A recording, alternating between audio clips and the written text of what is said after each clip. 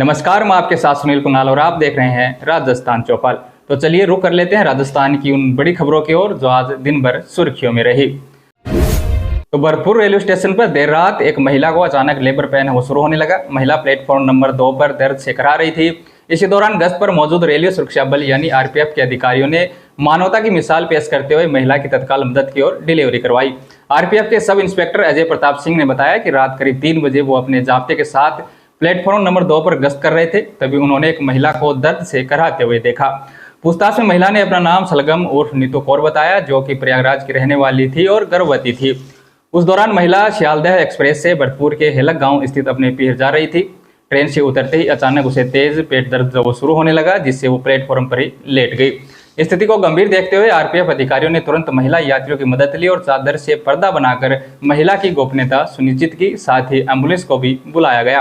हालांकि एम्बुलेंस के पहुंचने से पहले ही महिला ने बच्चे को प्लेटफॉर्म पर ही जन्म दे दिया था।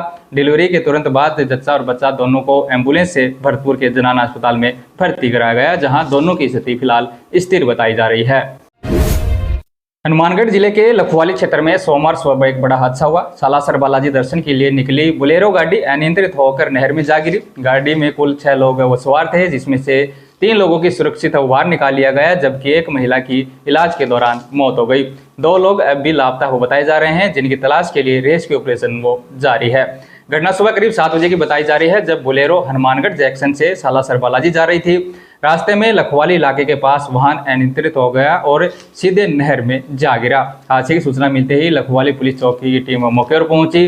सीओ सिटी मीनाक्षी ने बताया कि तुरंत राहत कार्य वो शुरू कर दिया गया है और जो लोग लापता हैं उनकी तलाश जारी है। झुंझुनू के नवलगढ़ कस्बे में मंगलवार सुबह करीब 6:30 पर एक बड़ा हादसा हुआ। बलवंतपुरा फाटक के पास एक तेज रफ्तार स्लीपर बस ने लोक परिवहन बस को पीछे से टक्कर मार दी। टक्कर इतनी जोरदार थी कि लोक परिवहन बस घिसटती हुई डिवाइडर पर चढ़ गई, जिससे हादसे में स्लीपर बस में सवार 6 लोग घायल हो गए। प्रत्यक्षदर्शियों के अनुसार लोक परिवहन बस जयपुर की ओर जाने के लिए फाटक पर मुड़ रही थी। इसी दौरान पीछे से आ रही बरेली से खाटू श्याम जी जा रही स्लीपर बस ने उसे जोरदार टक्कर मार दी। ये पूरी घटना पास के एक निजी स्कूल में लगे सीसीटीवी कैमरे में कैद हो गई, जिसमें टक्कर की भयानकता साफ दिखाई दे रही है।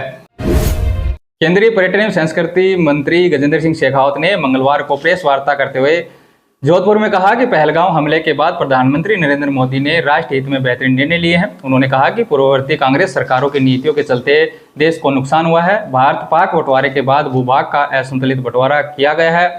जल बंटवारे में भी भारत को महज 20% पानी मिला, जबकि पाकिस्तान को 80% पानी दिया गया है। इस अन्यायपूर्ण व्यवस्था को अब चुनौती दी जा रही है। इसके अलावा शेखावत ने जल संरक्षण पर केंद्र सरकार की योजनाओं की जानकारी दी। उन्होंने बताया कि राजस्थान में कई क्षेत्रों को डार्क जोन से निकालकर सेफ जोन में बदल दिया गया है। सभी जिलों को मास्टर प्लान दिए गए हैं। अमृत सरोवर अभियान के तहत जल सहन की नई दिशा मिली है। उन्होंने बताया कि भारत की नदियों का 80% पानी मानसून के दौरान बहता है, जिससे जल संरक्षण की आवश्यकता और बढ़ जाती है।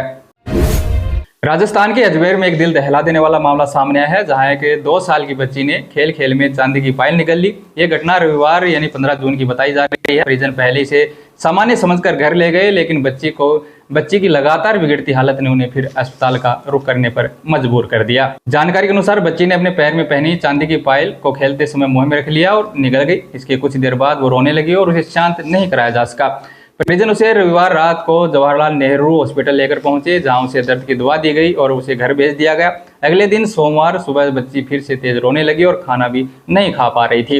इस दौरान माता पिता ने देखा कि बच्ची के पैर से एक पायल है वो गायब थी। उन्हें शक हुआ कि बच्ची वो निगल ली है।